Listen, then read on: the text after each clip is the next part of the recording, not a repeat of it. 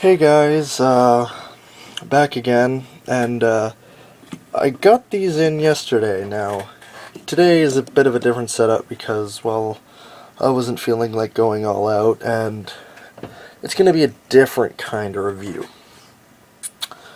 Now, see, I'm going to go over the science of beast machines. How the hell am I going to go over the science of beast machines? Well, I have, because I got that package in, an example. Handycam time. I was able to procure all 4 Cheetors. There's the Gundam that I got a couple days ago. I was able to procure these. They're all complete except for him and him. He's missing his tail, he's missing a missile. Oh well. Now, doing a rehearsal, because I usually just do like a fake review and then I do the actual review if I find anything I don't like. This got me into a bit of a tangent, and I would like to know what the hell Mainframe was doing writing Beast Machines. This is my reasoning. Let's put the thing back down. See, there's the Game Boy I used for the makeshift iPod stand. In Beast Wars, we started out with beasts. Let's get all these older ones out of the way. Start off with this guy. We got this. First beast. In fact, this is the first Maximal we see. We see Cheetor first. And he is a very, very important character if you watch Beast Wars and Beast Machines. Very, very important character. He eventually becomes leader of the Maximals.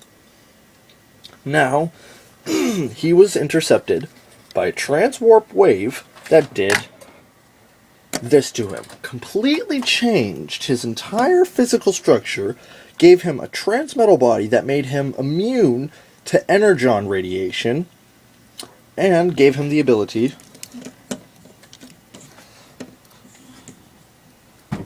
to fly. Now, next, Megatron got a hold of a transwarp coil, or whatever that stupid black ball thing was, in the next season. And that turned Cheetor feral and into this thing, the werecat, whatever the hell it is. I'm going to go into a tangent about these guys later, and an actual full review, but this guy was pretty cool. He got rid of the wings for a more aerodynamic look to him. He was a million times as fast. He used a rocket to propel himself across the ground. He was pretty much, it was jump, fly, fly, fly, fly, fly, fly, fly, hit the ground, jump, fly, fly, fly, fly, fly, jump. It was like this. Touch the ground, touch the ground, touch the ground. That's pretty much what he did. So he was semi-flying, but he was incredibly fast. Put you up there. There he is, and then there's those two. Then we get to this. This thing. It took me a damn hour to figure out how the hell to transform it, and only then, yesterday, do I figure out how the hell to compress his chest down properly. This got me into a tangent. Now, what do I mean tangent? Well, in Beast Machines, if you watch all the episodes, they use a de-evolving ray, just follow me here, a de-evolving ray to turn this back into this. Now, let me explain how the hell that doesn't work. First of all, the complete physical structure from this was changed to this during a transport wave. You can't de-evolve something that is 100% changed. The only thing that was pretty much the same on Cheetor was his spark. His entire physical structure was changed. Everything. Both his guns were turned into his head. His tail was a whip claw hook thing. And he was given the ability of flight. He was also given the ability of being completely immune to the energon fields, so he could go outside in robot mode and just stay there. But direct energon contact would do the same thing that happened to these guys, the original. And then, once again, his entire physical structure, if you watch the episode Feral Scream, this was blown the hell up and was replaced with this. His armor, everything. It was ripped apart and ripped open and replaced with this. A more feral Cheetor. He was more vicious, he was more powerful, he was faster than any other Maximal. Like, look at the blades! Look at that! You can impale Waspinator. In fact, I think he did impale Waspinator in one of the episodes. He has a rocket engine that turns into his gun. And all he has to do is turn this son of a bitch around and he can incinerate any of them. And, like, he becomes the fastest, best hunter in the series. And then they de-evolve him into this. He gets turned back into his original form, which, well, as I've stated, you'd have to completely rip this thing apart, or have him trans-scan that thing to become...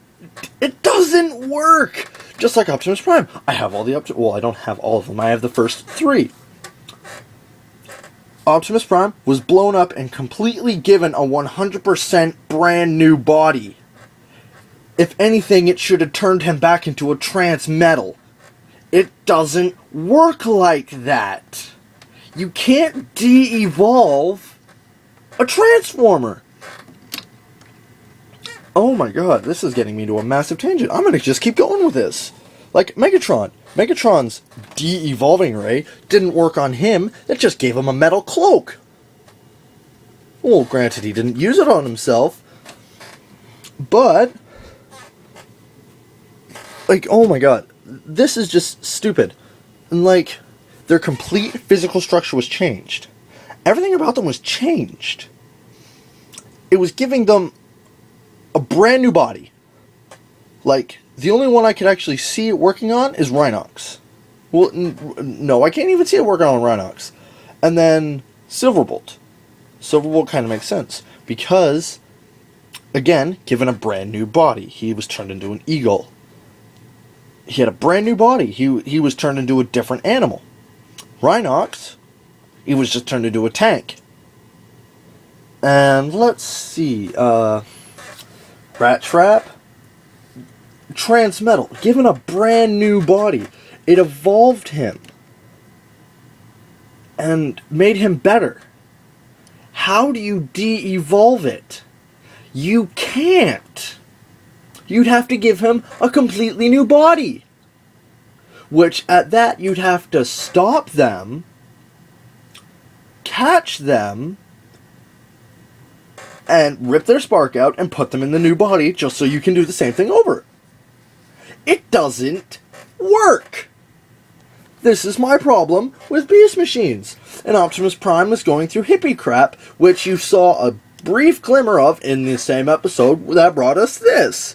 Feral Scream. Prime touched his chest, touched Cheetor's spark chamber, which is for some reason in his leg. See? There it is. For some reason in his leg. I don't understand that. And transformed Cheetor into Feral Cheetor, which I'm just going to keep calling him Feral Cheetor because look at him, he looks like he could turn you into a pile of paper shreds, which he did to Waspinator. De-evolving them doesn't work. You'd have to completely remove their spark and put it in a new body. And see, Night Scream, that works. He was a transformer, a robot, that fell down a hole and accidentally trans-scanned a bat. That makes sense. Because now he has the same body that turned into a bat.